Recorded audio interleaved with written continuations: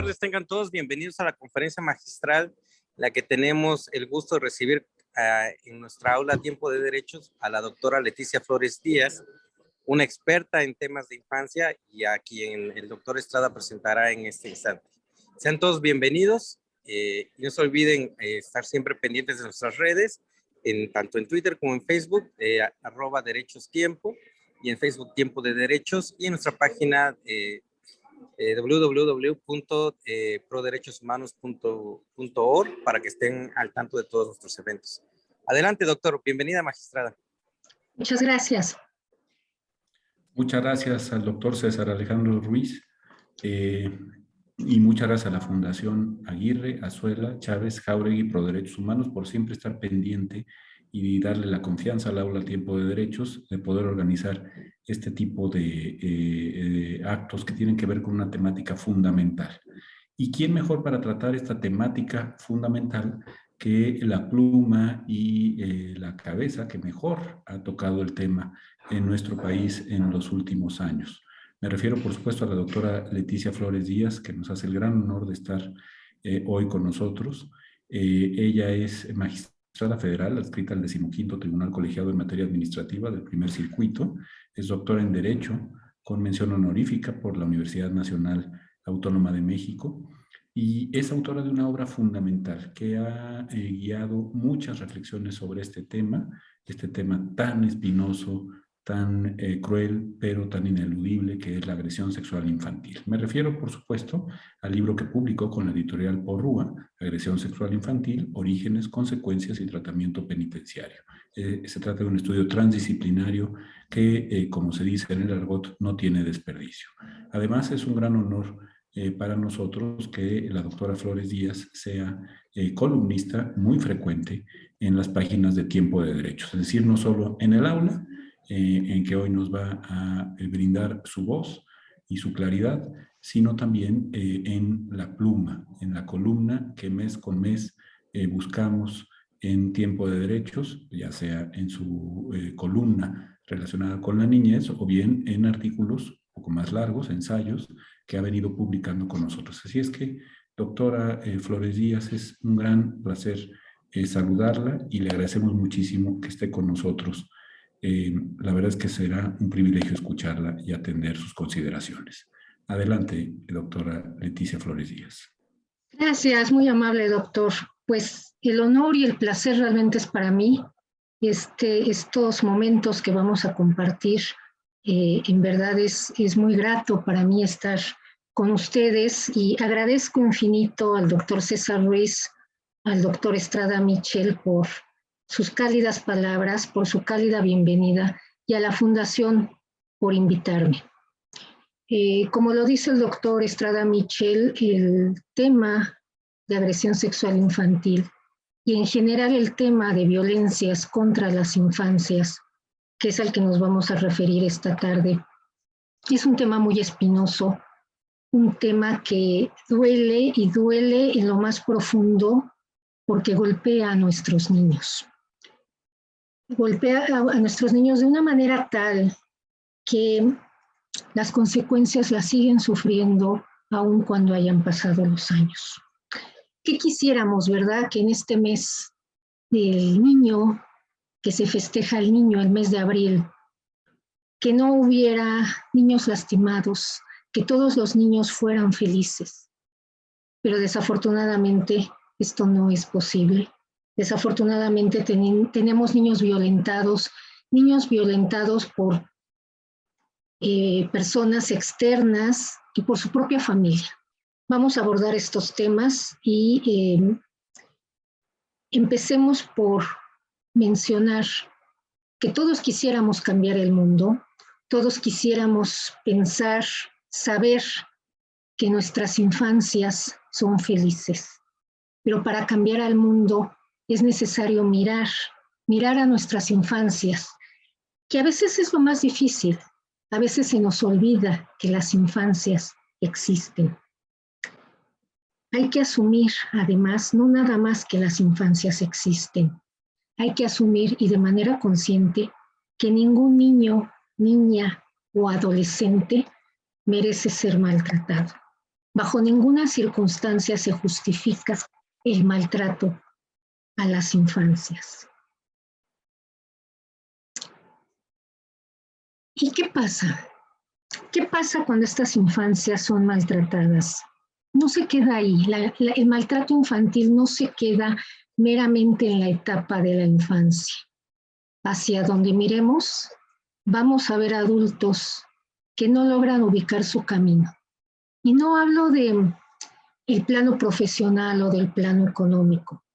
Hablo de la dirección humana que cada uno tenemos que seguir, de aquello que nos hace sentir plenos y nos da felicidad. Entendida esta no como un estadio pasajero, sino como aquel estadio óptimo que nos lleva a desarrollarnos de manera integral y plena en todas nuestras habilidades, permitiéndonos encontrarnos con nosotros mismos y romper lazos tóxicos con otras personas y con circunstancias que la vida misma nos presenta. Todos los adultos alguna vez fuimos niños.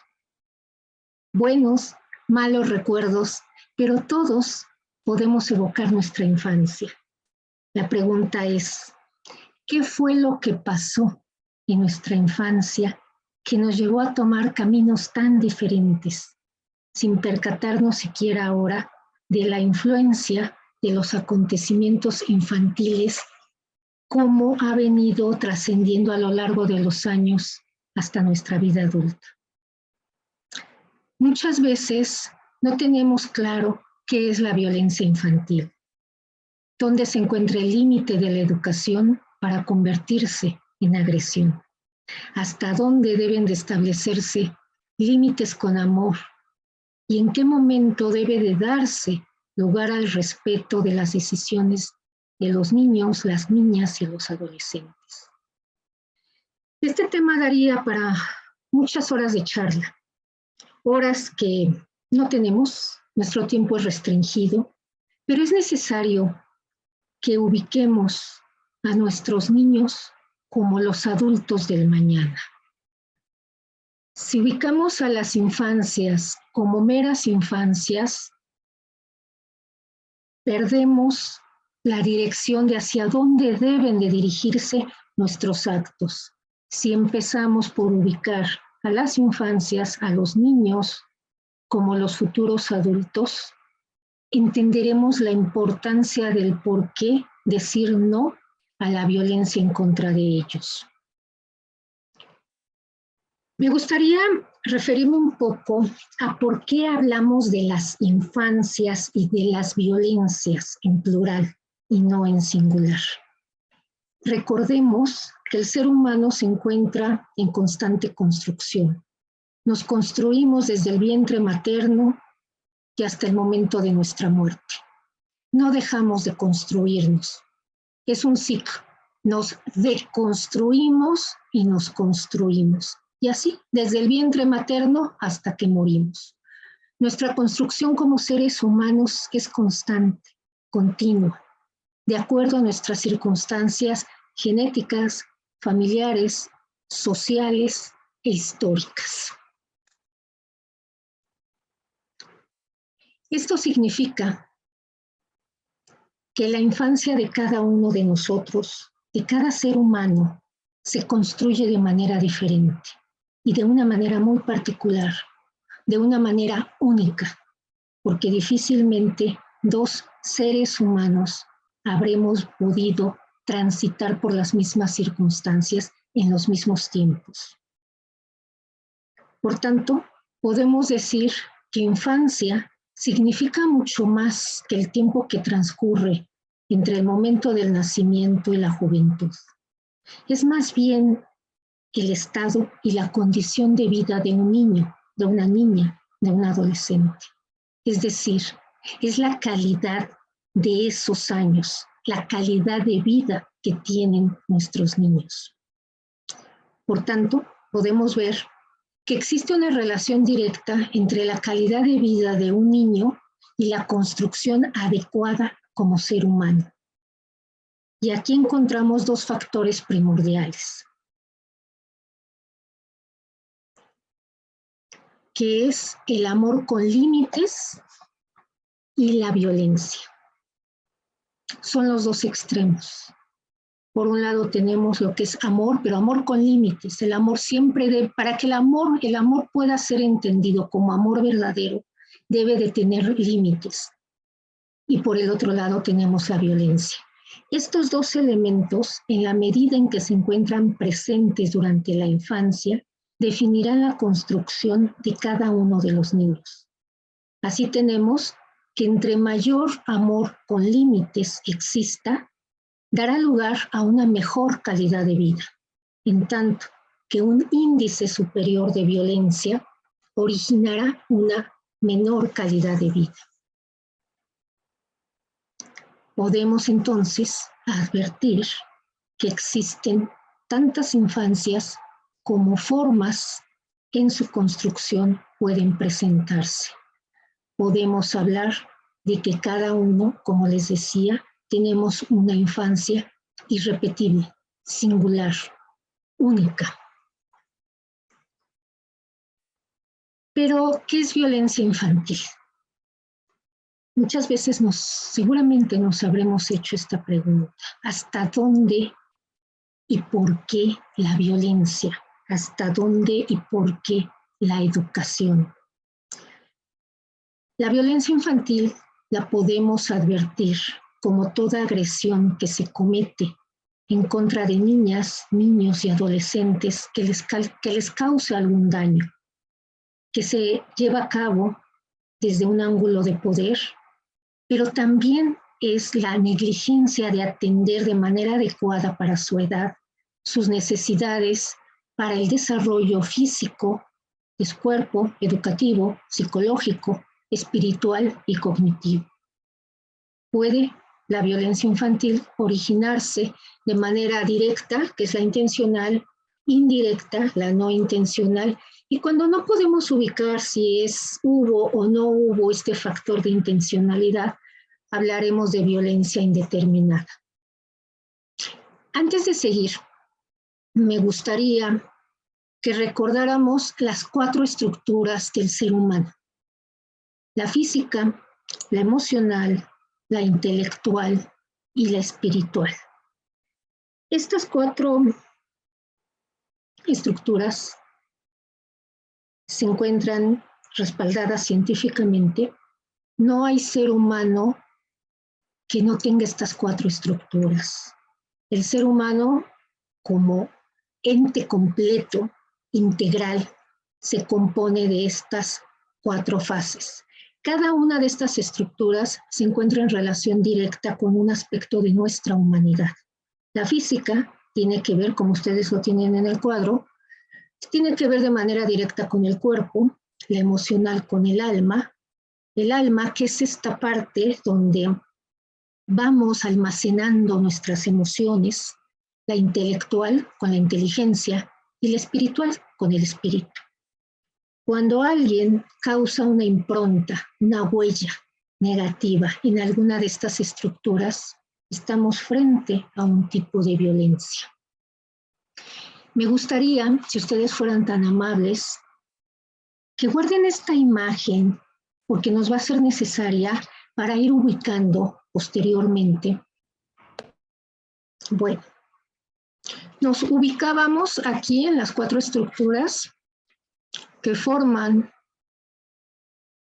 al ser humano: la física, la emocional, la intelectual y la espiritual.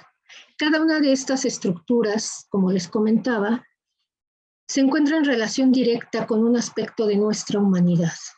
La física tiene una relación directa con el cuerpo, la emocional con el alma, entendida esta como donde se ubican nuestras emociones, donde almacenamos, ¿no?, nuestras emociones, donde las vamos transformando. La intelectual la tiene que ver con la inteligencia y la espiritual con el espíritu. Cuando alguien causa una impronta negativa en alguna de estas estructuras, estamos frente a un tipo de violencia. Les comentaba que este cuadro, por favor, no lo perdamos de vista, o al menos tratemos de tenerlo en nuestra mente, porque de aquí se desprende toda la gama de violencias que vamos a ver enseguida.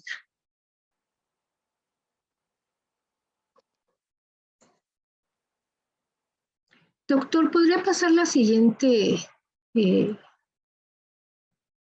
Porque no me da para pasar a la siguiente diapositiva. Listo. Gracias. Existen diversas formas de violencia. Ustedes las están viendo en su pantalla. Son las formas de violencia infantil. La violencia infantil, como podemos ver, no es una sola. Existe gran diversidad que puede marcar de diferente forma a los niños, es decir, dejar en ellos una huella negativa de diversa manera. Todas las violencias son graves e importantes en el contexto de las infancias, y pretender explicar cada una de ellas a profundidad nos llevaría mucho tiempo, por lo que solamente nos referiremos a ellas de manera breve. El maltrato físico. ¿Qué es el maltrato físico? Es importante que veamos la gama de violencias, porque solemos pensar que violencia es una sola. Es por eso que les decía lo importante de hablar en plural, no en singular. Todo este tipo de violencias son las que pueden afectar a nuestros niños. Normalmente pensamos que nada más existen maltrato físico y maltrato psicológico. Vamos a ver enseguida que no es así.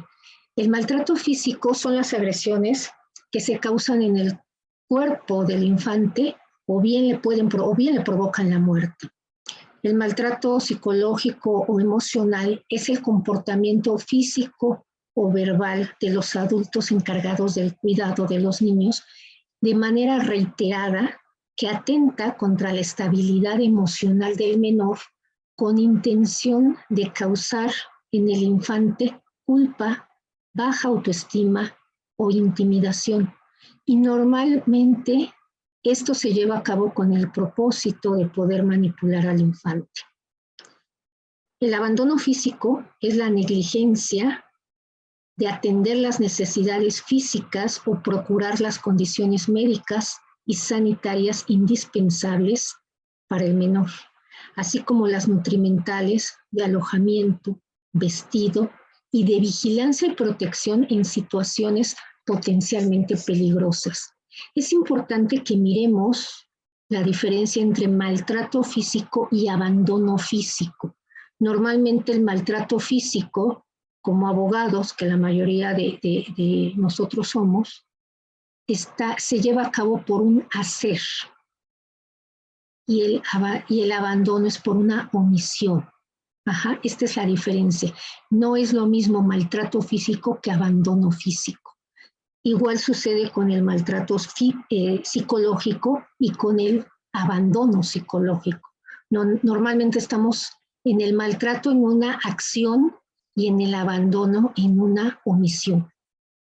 ¿Qué es el abandono psicológico?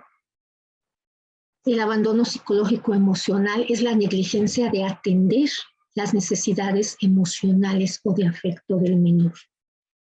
No dar afecto al menor, no dar amor al menor, al niño, a la niña o al adolescente, también es una forma de maltrato.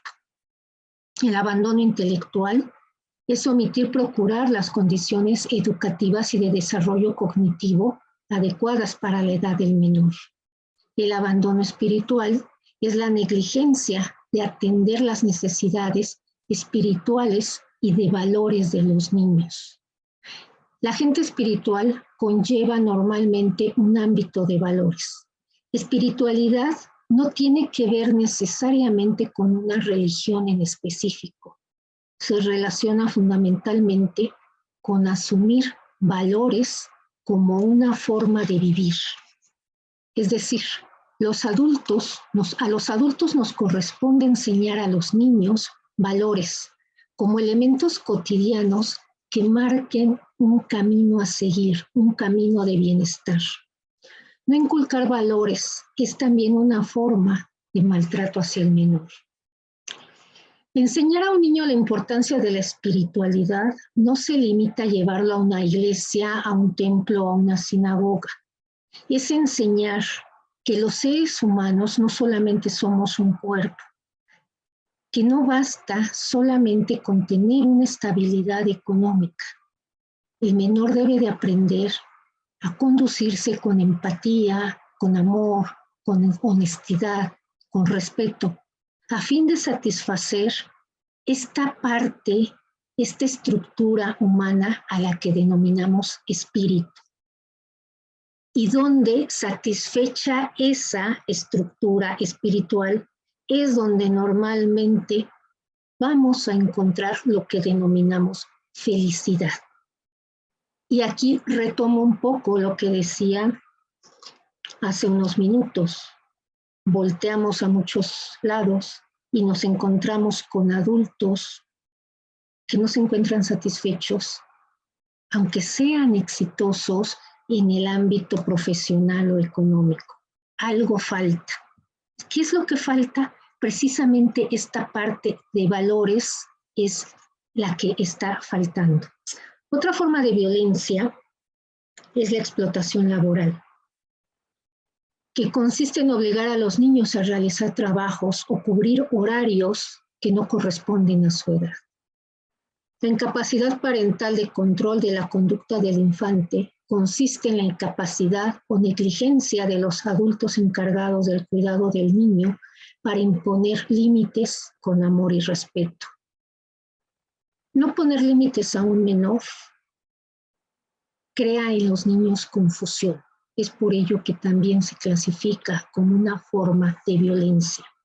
¿Y qué pasa, como lo vamos a ver en unos minutos más, cuando se crea confusión en los niños? Son más susceptibles a sufrir y a crear violencia.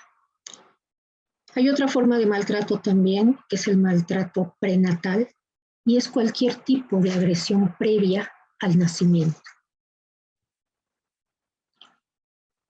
El retraso del crecimiento no orgánico se clasifica también como una forma de violencia y es el conjunto de interacciones desorganizadas entre el niño y su cuidador. Esto tiene que ver mucho con los mensajes que como cuidadores mandamos a los niños, mensajes corporales, mensajes verbales, que a veces son contradictorios y confunden a los niños. Otra forma de violencia también es cuando los adultos encargados del cuidado del niño, de la niña o de los adolescentes mienten de manera sistemática diciendo que presentan síntomas de enfermedad e incluso llegan a provocarles lesiones con la intención de lograr el cuidador la atención de los demás.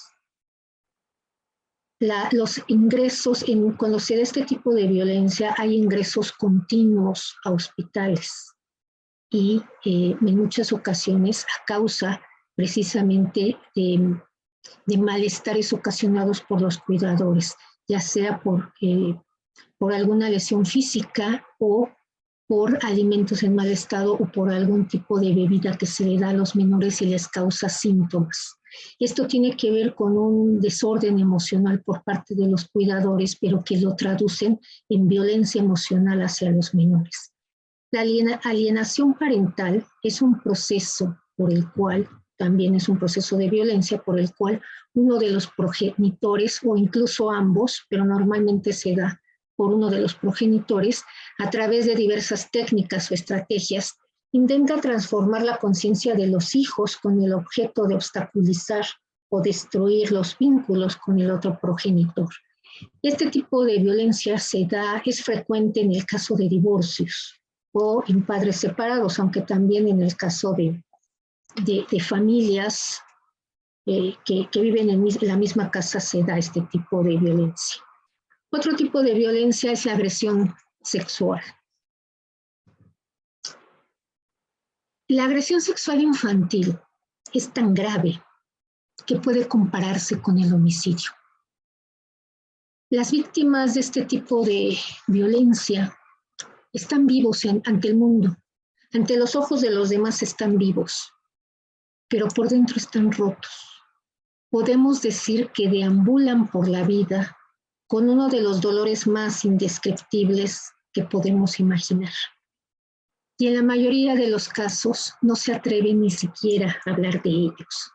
Este silencio, a diferencia de las demás violencias, que normalmente hay un silencio en todas las violencias, pero en este tipo de violencia es más fuerte el silencio, el hermetismo es mayor, porque hay una conjunción de otro tipo de violencias como son amenazas, la violencia física, la violencia psicológica.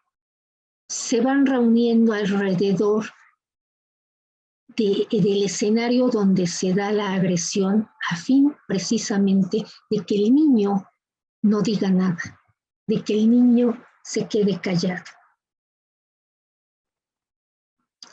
Es importante tener presente que agresión sexual infantil es todo acto humano intencional que involucra actividad sexual con un infante, impuesto desde algún ángulo de poder y que provoca en la víctima la sensación de invasión, impotencia y vulnerabilidad, y perjudica necesariamente el desarrollo de su personalidad. La agresión sexual de ningún modo puede ubicarse en el marco de un juego infantil. Es una forma de violencia y así la debemos de asumir. Y atenta contra la integridad física, psicológica y neurológica del menor y necesariamente ocasionará secuelas negativas. Como en todo tipo de violencia infantil, la diferencia de la edad constituye un factor que la agrava, porque entre mayor sea la edad del sujeto activo, tendrá mayor capacidad intelectual para querer y planear la conducta, así como superioridad física o de autoridad respecto del niño, y mayor será el sufrimiento de este, por supuesto. Tenemos varios criterios para identificar la agresión sexual infantil. Les muestro algunos, no son todos, pero les muestro algunos de diversos autores, los más relevantes. Finkelor nos dice que normalmente se considera que existe la agresión sexual infantil cuando hay una desigualdad de edad entre el sujeto activo y pasivo. Esto es, que el activo sea mayor que la víctima 5 años si ésta tiene menos de 12 años. Pero si la víctima es mayor a 12 años, la diferencia de edad con el victimario habrá de ser de 10 años. El tipo de estrategias que el agresor realiza para llevar a cabo las conductas van desde la coacción, el uso de la fuerza, la sorpresa, la seducción, hasta el engaño. Las conductas pueden realizarse con o sin contacto físico, pues es la intención la que fundamentalmente hará sentir a los niños invadidos en su espacio vital. No es necesario que haya un contacto físico.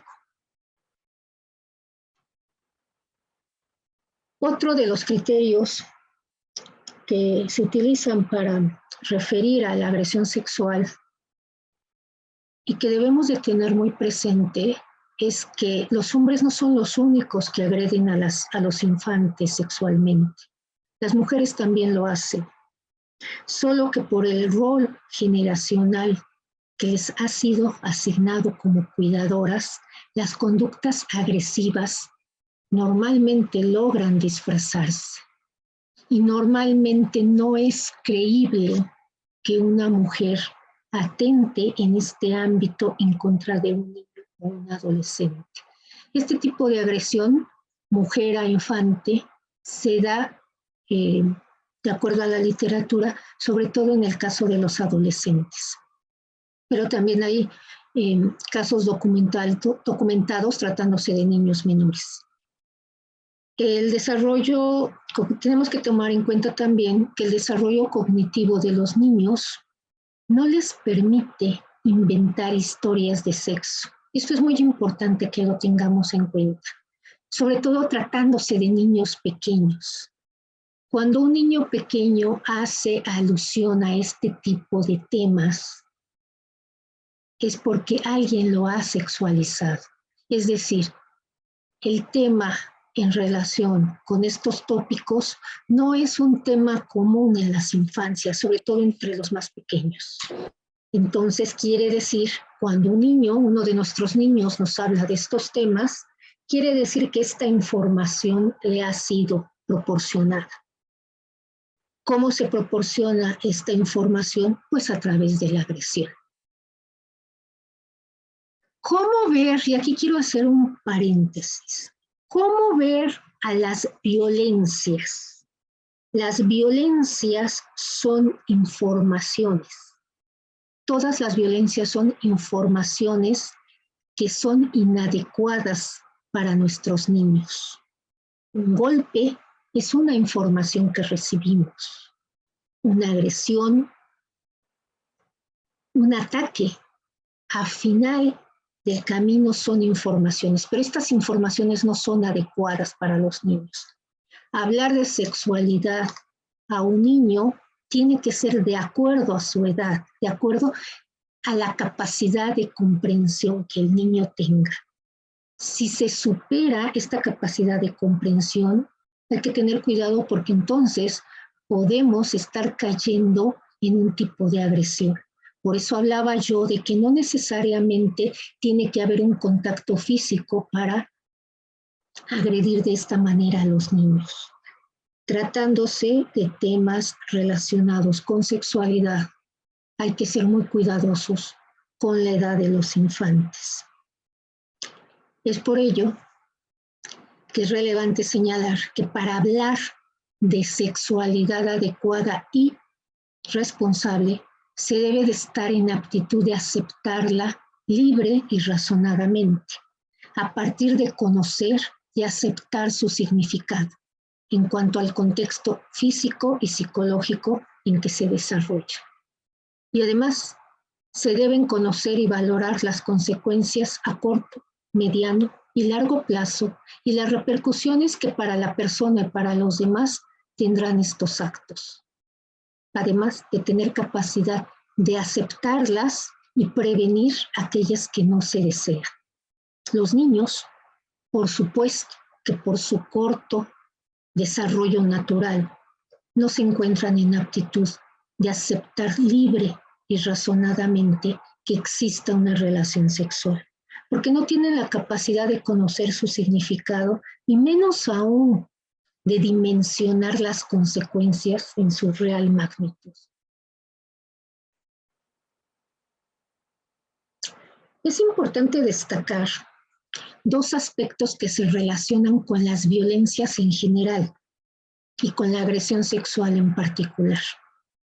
La primera es que difícilmente un niño que se ubica en un entorno familiar equilibrado, es decir, traigamos a la mente este cuadro que yo les hablaba de las estructuras, equilibrado es con sus asegúnes, ¿verdad? Porque no podemos hablar de un 100% que todos hayamos ido o logremos educar a nuestros niños al 100% en cada estructura, pero sí hablemos de un equilibrio.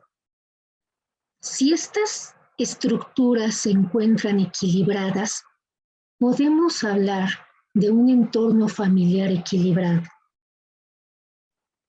Difícilmente en este entorno familiar equilibrado, donde es protegido y cuidado, difícilmente podrá ser víctima de una agresión sexual o de otro tipo de agresiones. Y esto porque normalmente los agresores fijan su atención en niños, en niñas o en adolescentes que se ubican en una situación de vulnerabilidad o inestabilidad generada por las violencias, por el abandono, por el rechazo o por la confusión.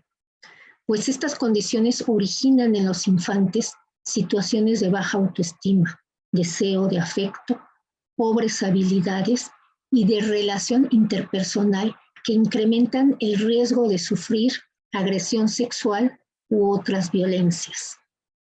Espero que me vayan siguiendo. Las violencias, por eso no se habla de una sola violencia.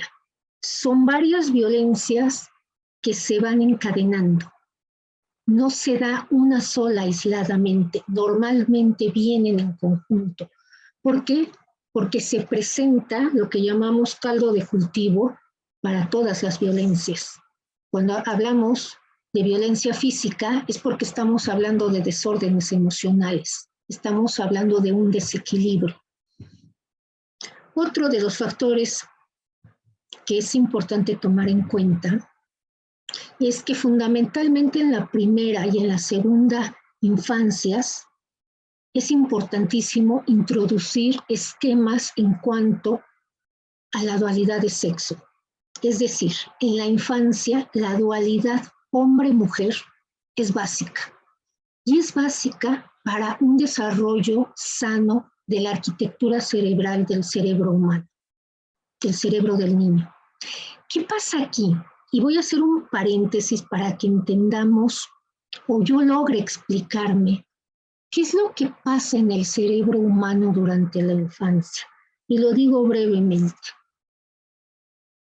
El ser humano es la especie cuyo cerebro tarda más años, tardamos años, hasta los 21 años o más, en que madure totalmente el cerebro. Nacemos con un cerebro inmaduro que durante la infancia se va estructurando. ¿Cómo se estructura el cerebro? A partir de conexiones entre neuronas. Tenemos neuronas separadas a partir de las vivencias que vayamos teniendo y por eso es importantísimo hablar de amor con límites y por el otro lado violencias, porque son los extremos de cómo nos vamos a ir conformando no nada más emocionalmente, no, anatómicamente en nuestro cerebro. El amor con límites y la violencia son fundamentales porque logran crear conexiones entre las neuronas. Entre menos confusiones haya, mayor número de conexiones se logra. ¿Qué pasa aquí? En la infancia, la dualidad hombre-mujer es básica. Y no quiero llegar a polémicas porque no es el tema de esta charla. Estamos hablando de violencias, pero sí es un punto relevante para que entendamos hasta dónde una violencia puede trascender en el cerebro infantil. No nada más hablando de emociones, reitero, sino hablando de arquitectura, hablando de fisioneurociencia, es decir, cómo físicamente se va creando nuestro cerebro, se va conformando nuestro cerebro. Esta dualidad hombre-mujer es básica para un desarrollo sano de la arquitectura cerebral y de la personalidad, especialmente porque el cerebro del niño es dinámico. ¿A qué me refiero con dinámico? A que se está formando. Estas interconexiones entre las neuronas se van formando. Conforme va pasando el tiempo, se van dejando de formar. Siempre decimos, los niños aprenden rápido, los niños son esponjas que todo lo aprenden. Sí, porque su cerebro se está formando. Y ya nuestro cerebro permanece estable. El cerebro del adulto no es que no deje, no es que no aprendamos, claro que podemos seguir aprendiendo, pero ya en una estabilidad cerebral mayor. Tan importante es este dinamismo cerebral que una patología infantil quizás podamos ver sus consecuencias hasta la edad adulta. Es por ello que en la primera y la segunda infancia esa dualidad clara es indispensable para que los cerebros infantiles se desarrollen de manera fortalecida y sin confusiones. Una de las cuestiones que debemos de evitar en nuestros niños son las confusiones. Y precisamente las confusiones son consecuencias de las violencias. entre mayor fortaleza y menor confusión tengan los niños, van a poder lograr una mayor defensa en contra no solo de la agresión sexual, sino de todas las violencias.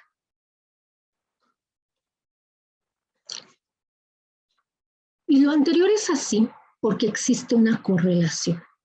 Esto es, entre menores sean las confusiones en relación a cómo se concibe el niño, acordémonos, nosotros ya desde infantes nos concebíamos de alguna forma, nos mirábamos de alguna forma.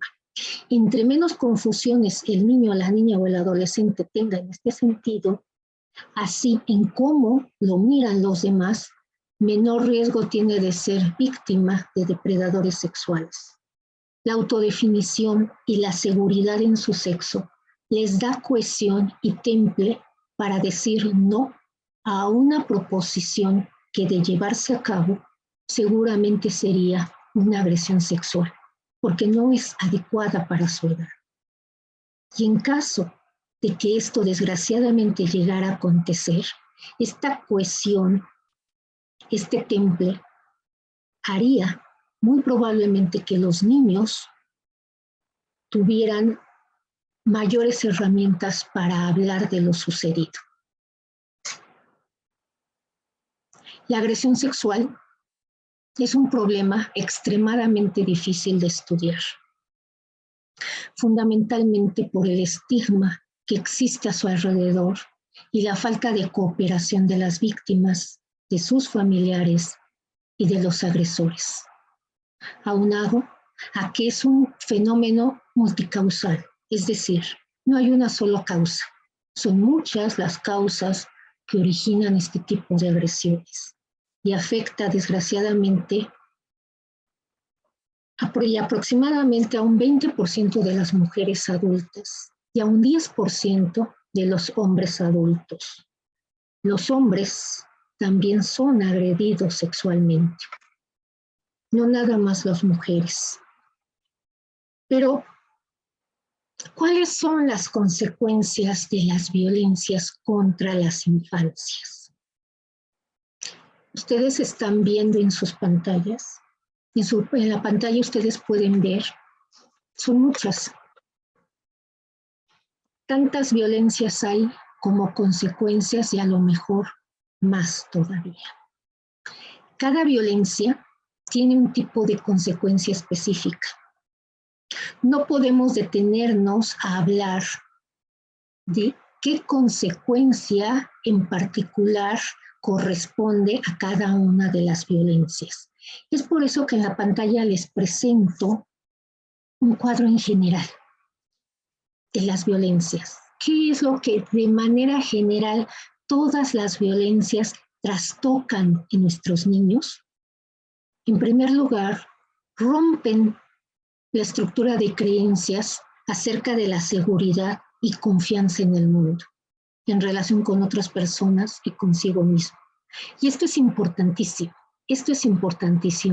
Cuando en un ser humano se rompe la creencia acerca de la seguridad en el mundo, en los otros y en sí mismo, se hace proclive a sufrir más violencias y cae en un círculo que ahorita vamos a ver.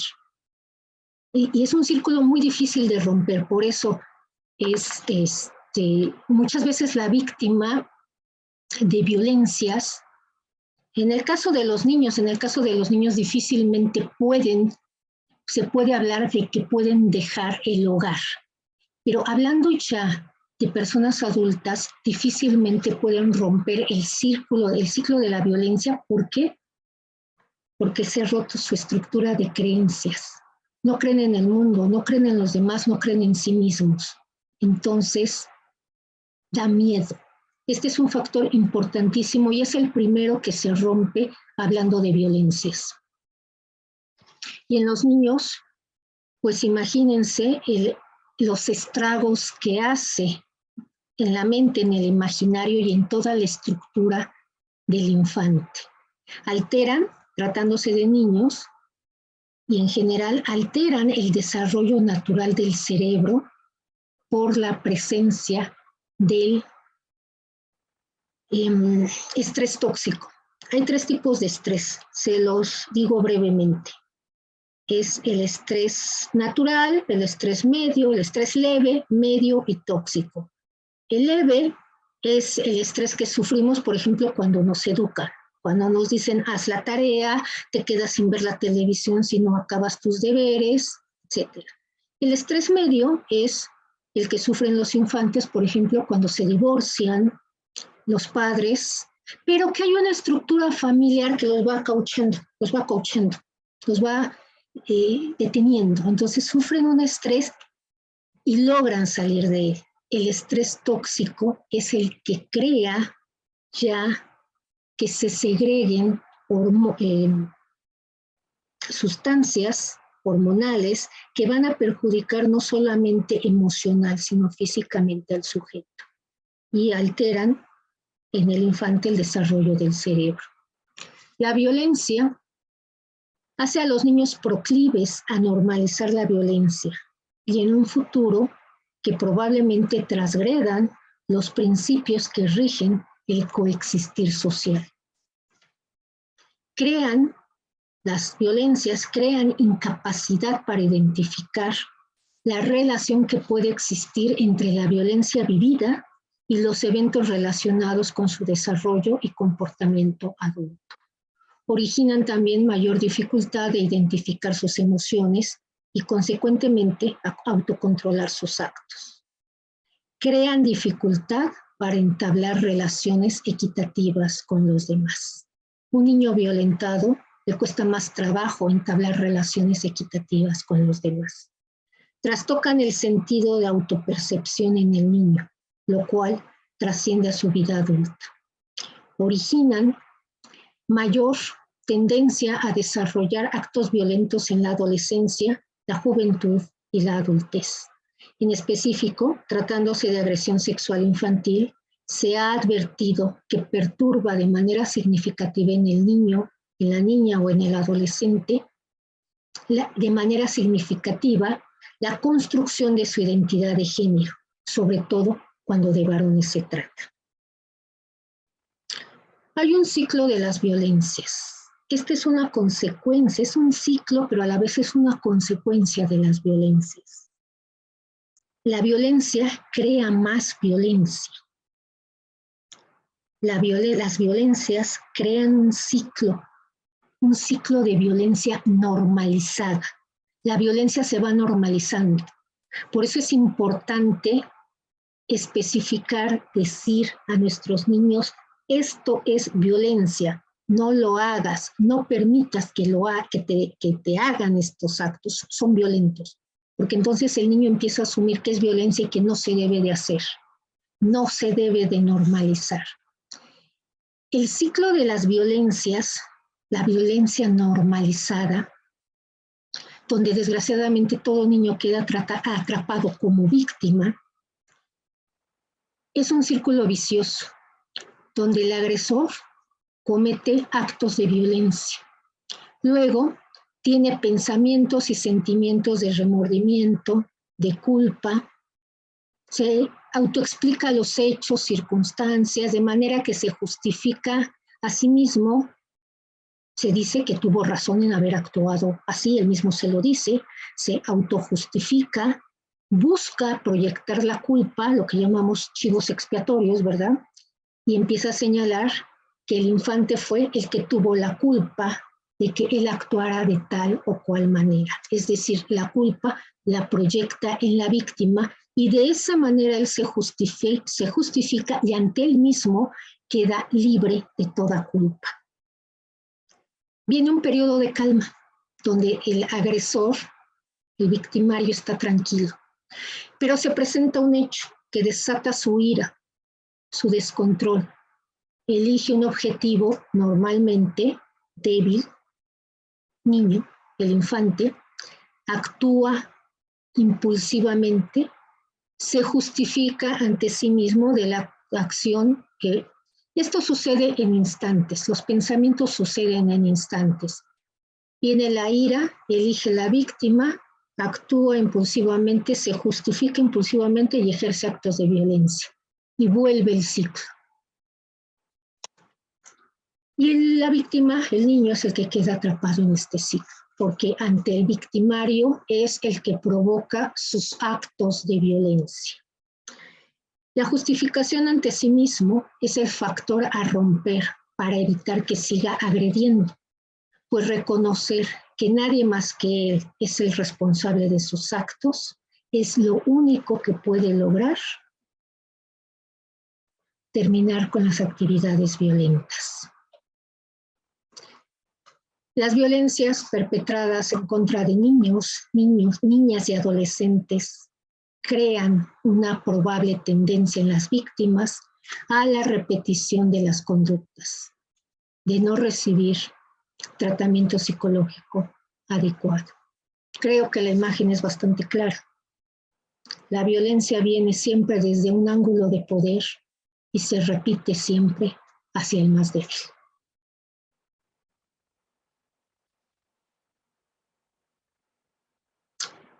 Las secuelas de cada una de las violencias pueden ser de tal magnitud que no es fácil dimensionarlas. Y muy pocas veces nos detenemos a pensar, a reflexionar, que el ser humano es la especie que más tarda en madurar neurológicamente. Esto ya se los había comentado. El cerebro humano es el que más tarda en completar su desarrollo. Por tanto, las hormonas generadas a partir del estrés tóxico provocado por las violencias moldean de manera negativa el cerebro. La plasticidad del cerebro infantil implica mayor vulnerabilidad a daño cerebral global y el estrés tóxico en la infancia altera necesariamente el desarrollo cerebral. El estrés tóxico en la primera y segunda infancia, sobre todo, aunque también en la adolescencia, se asocia con efectos persistentes en los sistemas nerviosos y hormonales que pueden dañar el desarrollo de la arquitectura del cerebro y crear problemas de por vida en el aprendizaje, el comportamiento y la salud. La activación de sistemas corporales de respuesta ante este tipo de estrés tóxico origina respuestas fisiológicas que, si bien preparan al cuerpo para enfrentar el peligro, de mantenerse alto por un tiempo prolongado, producirá consecuencias nocivas que después difícilmente podrán corregirse.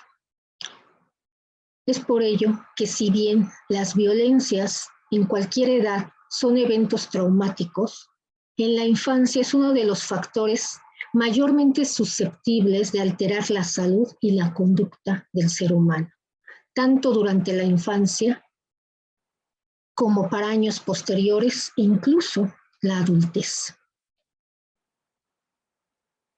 En este momento, espero haber logrado que adviertan que las violencias contra las infancias no permanecen en el ámbito del niño, trascienden del ámbito personal del infante, van más allá incluso que el entorno familiar o el entorno de los amigos, repercuten en la sociedad en general, afectan no solo emociones, sino la estructura cerebral de los niños, futuros ciudadanos. Por ello es importante que este tema, desde mi perspectiva, sea visto como una cuestión no solo de derechos humanos, sino de política pública de primer nivel. Hemos transitado brevemente por toda la gama de violencias y algunas de las consecuencias que pueden dejar las improntas que ellas originan. Pero lo fundamental en este momento es identificar qué es lo que nosotros podemos hacer como adultos para proteger a nuestros niños. No basta una teoría de los derechos humanos. No basta una legislación nacional, internacional, que establezcan penas, que establezcan sanciones. Necesitamos cada uno actuar día a día. Necesitamos estar conscientes de cuáles de nuestros actos se ubican en el ámbito de las violencias. Y necesitamos autocontrolarnos para evitar cometer violencias en contra de las infancias. Y más aún, identificar el ciclo de la violencia, identificar si nos ubicamos en ese ciclo de violencia y si ello fuera así, romperlo. Tratar con especialistas las emociones negativas originadas por violencias en nuestras infancias o en la actualidad. Denunciar cuando advirtamos que en contra de un niño o una niña o un adolescente se perpetran actos de violencia.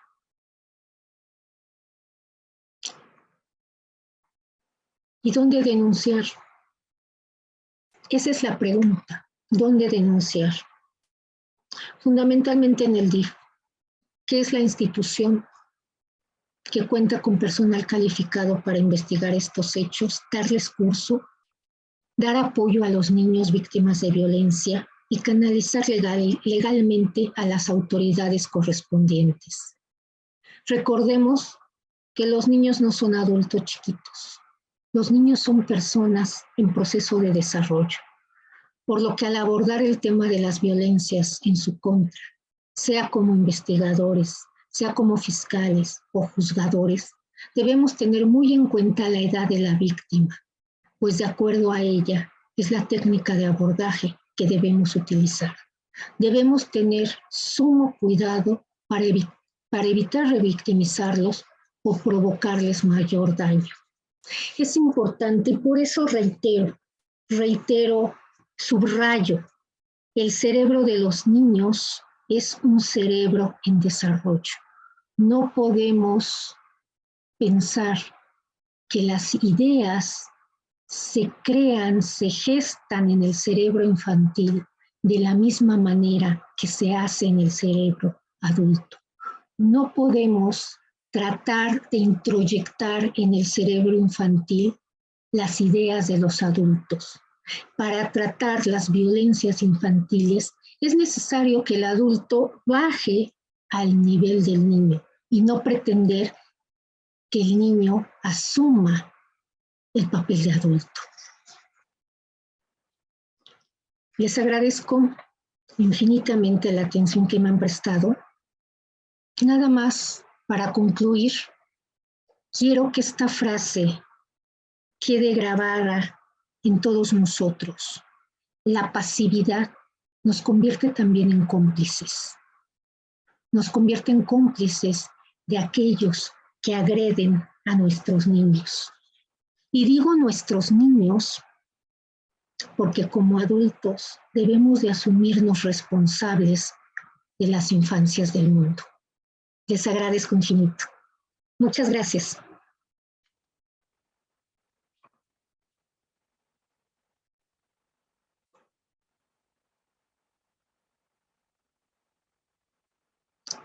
Su micrófono, doctor.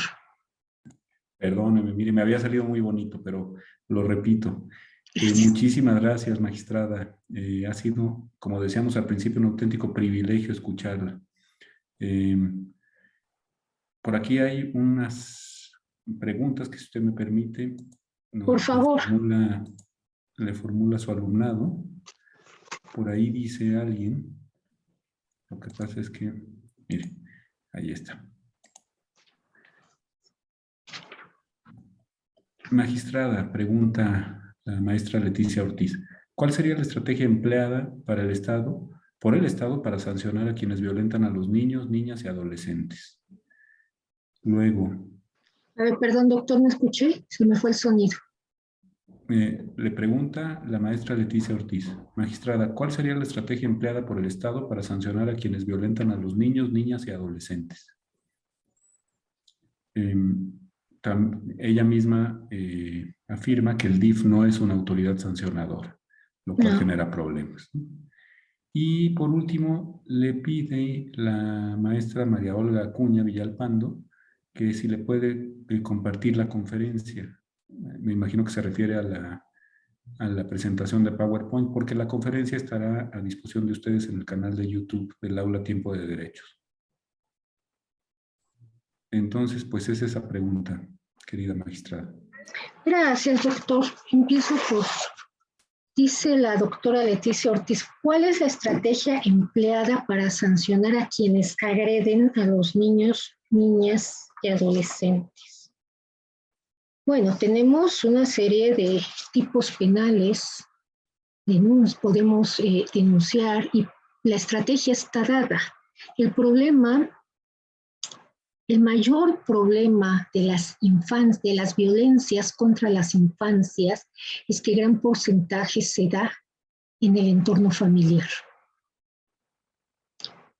Y aquí este es uno de los grandes problemas que enfrenta, porque si no, normalmente estas denuncias vienen por parte de vecinos, amigos o conocidos. Pero si estas denuncias no se dan, el niño seguirá sufriendo las violencias en el entorno familiar. Es necesaria una denuncia para que se pueda intervenir al respecto. Sí, el DIF no es una autoridad sancionadora, no, pero sí se puede acudir a él. Incluso hay oficinas específicas que se encargan de atender este tipo de denuncias y darles el cauce correspondiente. ¿Por qué? Porque estamos hablando de niños. Entonces, estamos hablando de, hay dos factores importantísimos que debemos de tomar en consideración. Uno, estamos hablando de niños que requieren necesariamente un trato específico y estamos hablando normalmente de denuncias anónimas, lo cual es comprensible porque son vecinos, amigos, etc. Si ustedes me dicen cuál es la estrategia, difícilmente el Estado puede establecer una estrategia más allá de las leyes. Esto nos corresponde como ciudadanía. Es por ello que yo les comentaba, la pasividad nos convierte en cómplices de quienes agreden a nuestros niños. Es importante asumir que nuestros niños son todos los niños, no son los hijos del vecino, los hijos del desconocido, no. ¿Por qué son nuestros niños? Porque si queremos cambiar al mundo, como decíamos en un principio, teníamos que visualizar a las infancias. ¿Cómo podemos visualizar a las infancias? Asumiendo que son nuestros niños. Corresponde a cada uno de nosotros en el ámbito correspondiente darle al Estado las herramientas necesarias, fundamentales, para que él pueda desplegar toda la estrategia, la estructura que tiene ya hecha para tal efecto. Dice, no sé si tengo otra pregunta, doctor. Pues mire, más que nada, hay felicitaciones, magistrada, a las cuales nos unimos. Muchas gracias. Con mucho entusiasmo, ¿no? Existe ya una herramienta o preparación hacia los niños o sus sí, padres que les enseña a decir no, basta. Perdón, doctor. ¿Sí? Adelante. Si me lo permite, aprovechando el que un receso en las preguntas, yo tengo otra que me gustaría plantearle.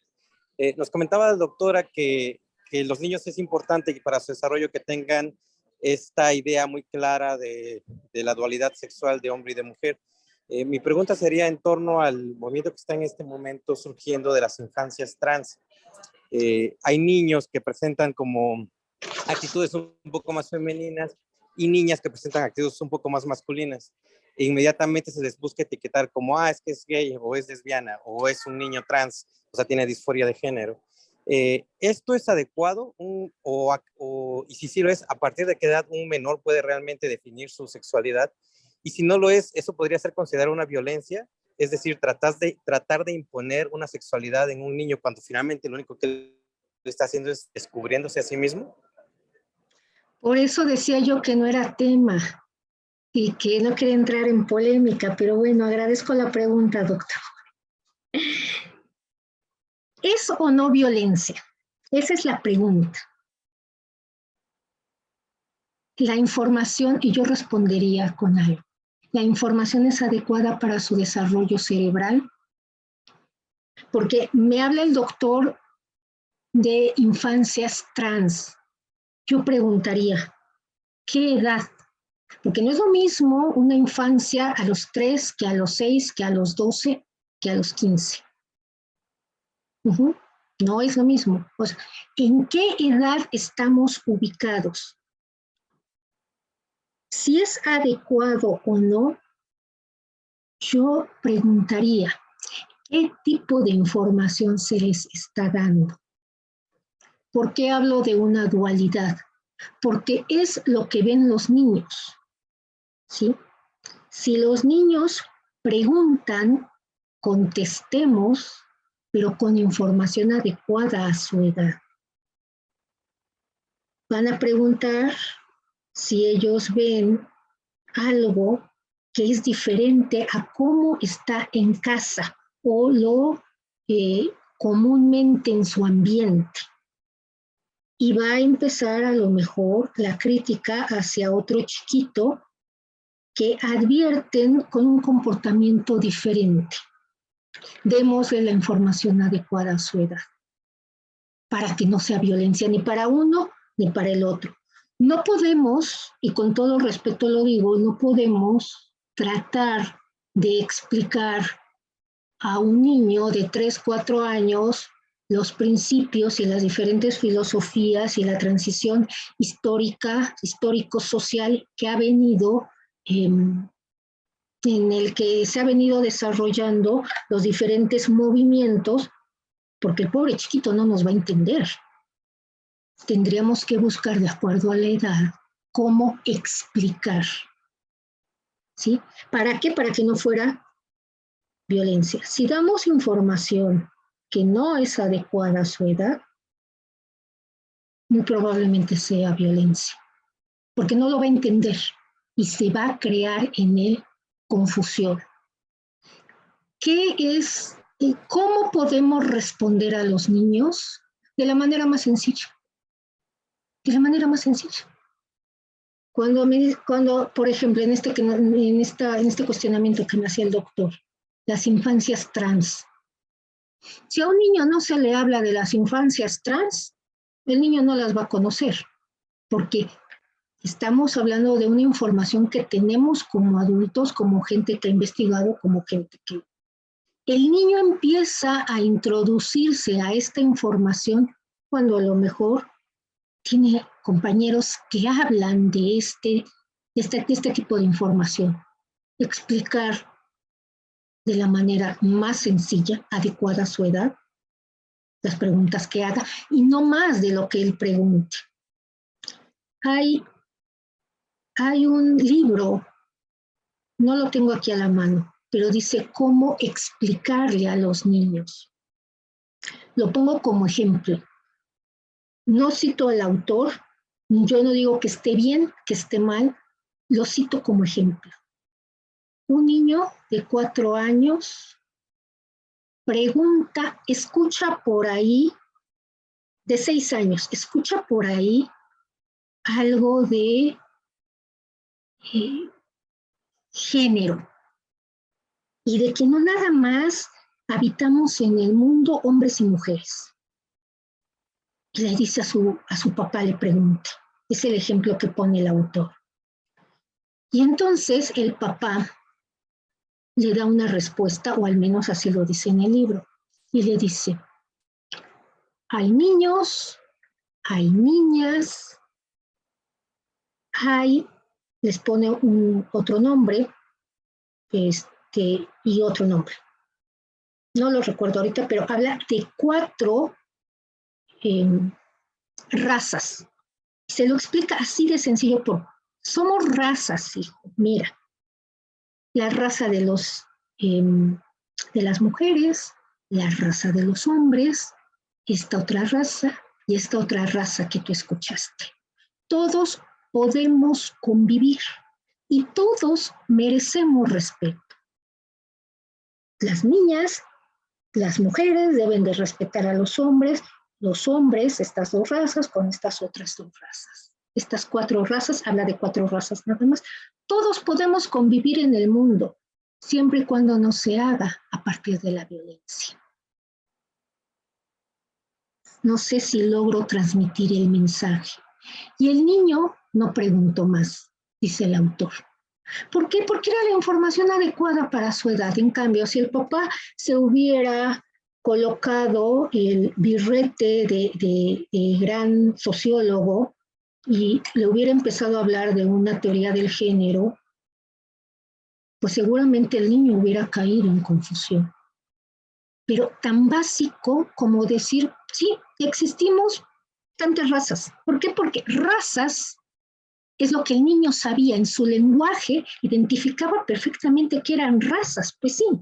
Entonces, en ese contexto, el papá baja, se lo explica, o sea, baja el nivel del niño a lo cotidiano del niño. El niño sabe que hay varias razas en el mundo, ¿no? Entonces le dice, pues una raza son las mujeres, ya vemos 4, 5, 6 razas.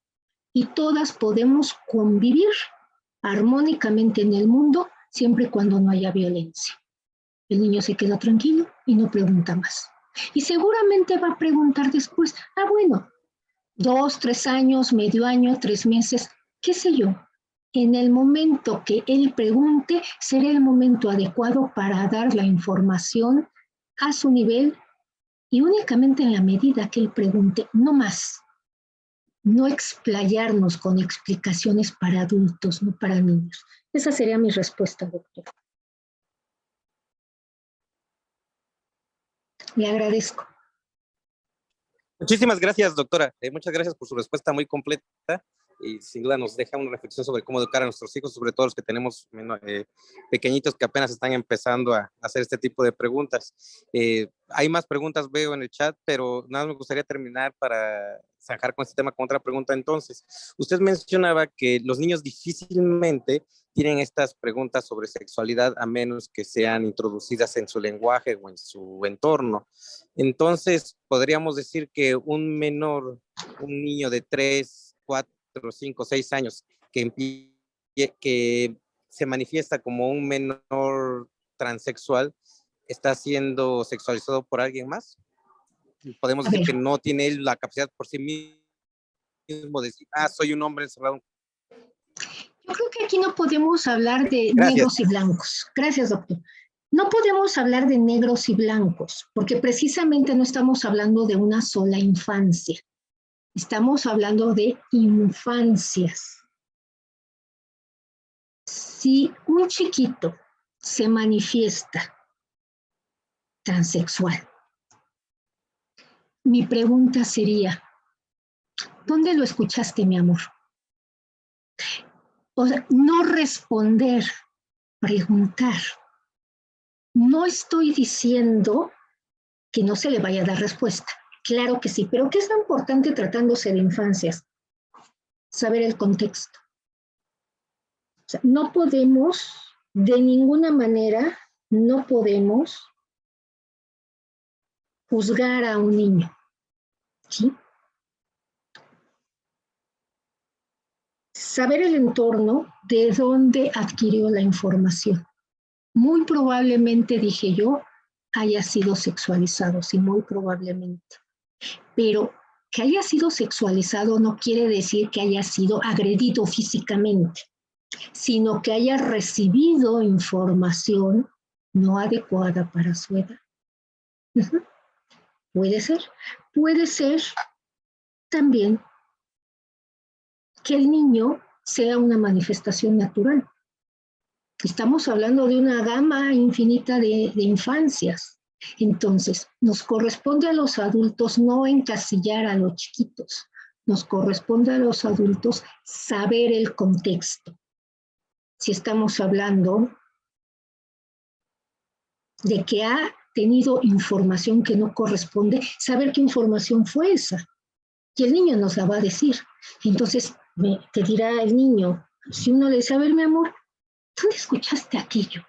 ¿O por qué me dices esto? no entiendo. Es fascinante cuando a uno se pone en el nivel un poquito más abajo de los niños y uno le dice a los niños, oye, mi amor, es que no entiendo, explícame. Y entonces el chiquito empieza a explicar. Tenemos que darles en este momento el poder al niño para que él empiece a explicar por qué el diálogo que está teniendo. A partir del comentario que usted me hace, doctor, entiendo un diálogo con el niño, imagino un diálogo con el niño. Si el niño muestra, hablando de un niño, un varón, muestra tendencia afeminada, yo lo dejaría ser. Lo dejaría ser.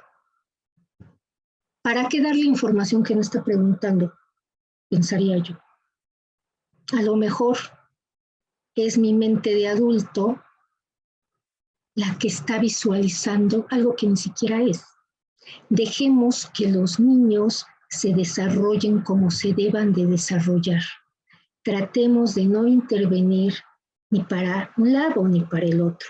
Los niños tienen que ir en un cauce natural de acuerdo con el desarrollo de su cerebro. Es por eso que yo hacía tanto énfasis en el desarrollo neuronal. Aquello que les causa un estrés tóxico, miedo, dolor, eso es violencia. Si al niño le encanta jugar con muñecas, dejémoslo que juegue con muñecas. Si a la niña le encanta ponerse pantalones y subirse a los árboles, pues cuidémosla de que no se caiga de los árboles, ¿no? Pero dejémoslo ser. Este tema creo que también ha dado mucho para que estemos muy encima de nuestros niños. Todavía nosotros tuvimos esa infancia donde, pues si nos raspábamos las rodillas, si nos caíamos, si jugábamos a los carritos, si los hermanos compartían con nosotros las muñecas, a veces ni caso hacían los padres. También eso es necesario en las infancias, dejarlos respirar a los niños. Gracias, doctor.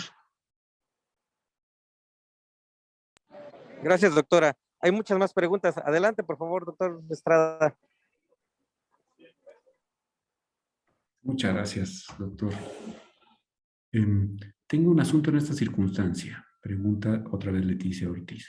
Un niño que fue violentado y alienado desde los 13 años para participar ayudando al padre divorciante a robar una camioneta. Doctor, casi no lo escucho, perdón. ¿Ahí me escucha mejor? Sí, gracias. Un niño fue violentado y alienado desde los 13 años para participar ayudando al padre divorciante a robar una camioneta. Los datos de identidad, datos privados de una computadora de la mamá, esos robos de datos y documentos, el padre divorciante promueve juicio de guardia y custodia. Y para el Ministerio Público no existió violencia, aun cuando lo amenazaba con matar a su madre para que le siguiera ayudando, porque dice que el niño ya no vivía con el padre que lo violentaba. Imagínense nada más, ¿no? Los casos muy claros de lo que usted llama alienación parental o lo que se llamaba, ¿no? ¿En qué medida los cuidadores, pregunta José Hugo Rojas, pueden incurrir en violencias infantiles al pretender crearles supuestos hábitos de fortaleza en su carácter y o funcionamiento físico? Por ejemplo, el ponerlos a trabajar con el fin de tener ese hábito y generarles visión de responsabilidad o practicar un deporte o actividad de manera extenuante con esas perspectivas. Interesante. A ver, esa pregunta es interesantísima, porque aquí estamos en el límite, en la frontera de la educación y la agresión. Claro que hay que, y por eso les decía, veamos el cuadro, aquí lo tenemos.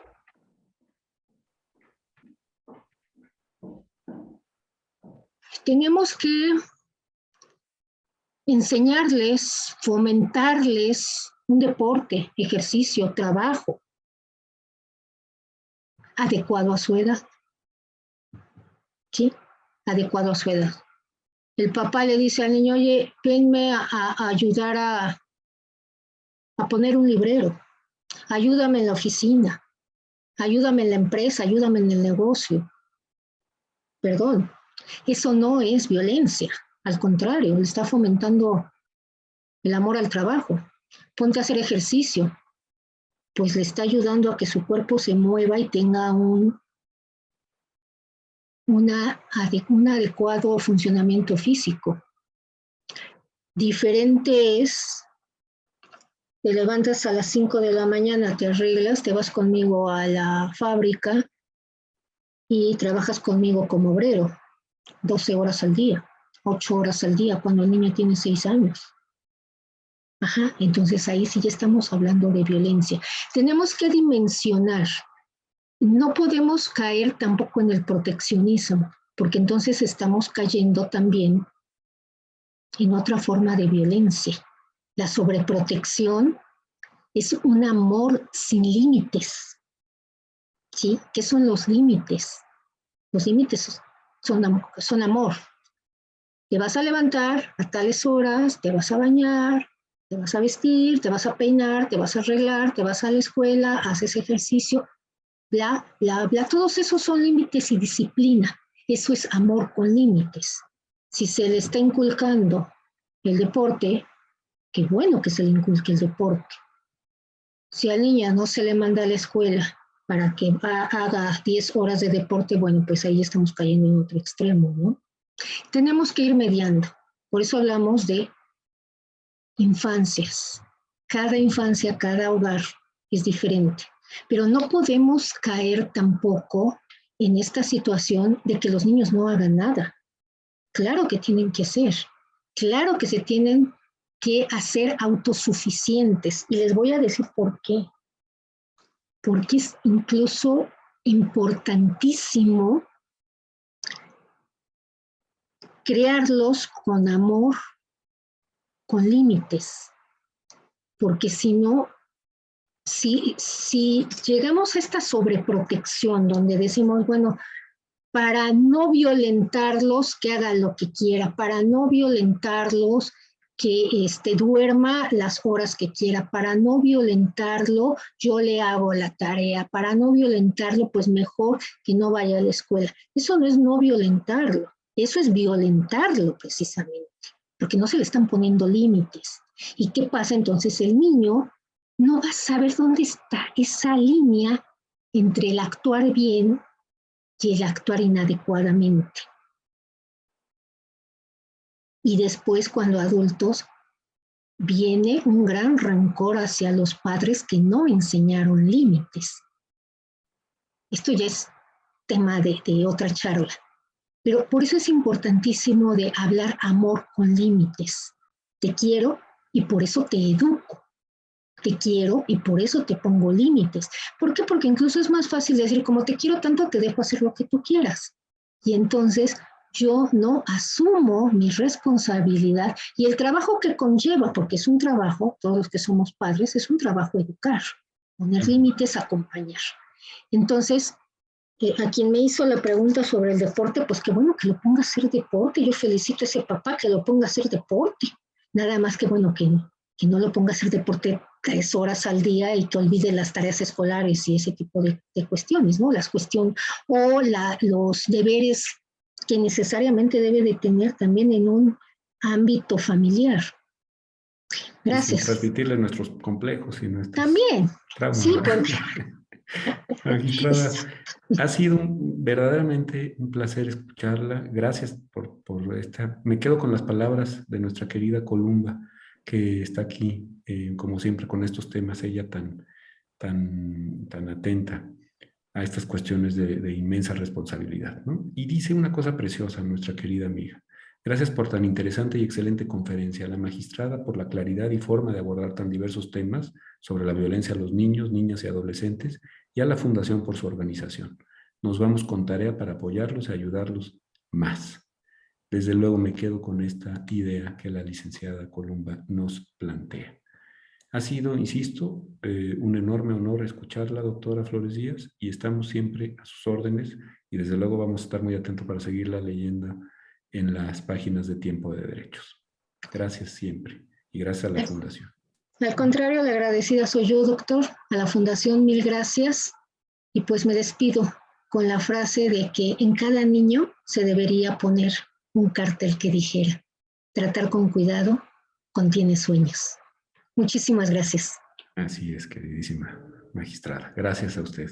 Y gracias a todas y a todos ustedes. Nos vemos en la siguiente entrega. El día de mañana tenemos una conferencia magistral sobre los orígenes legales del Estado constitucional en México. Ojalá que tengamos el honor de verlos ahí también. Gracias, magistrada. Hasta Un fuerte luego. abrazo para todo el mundo.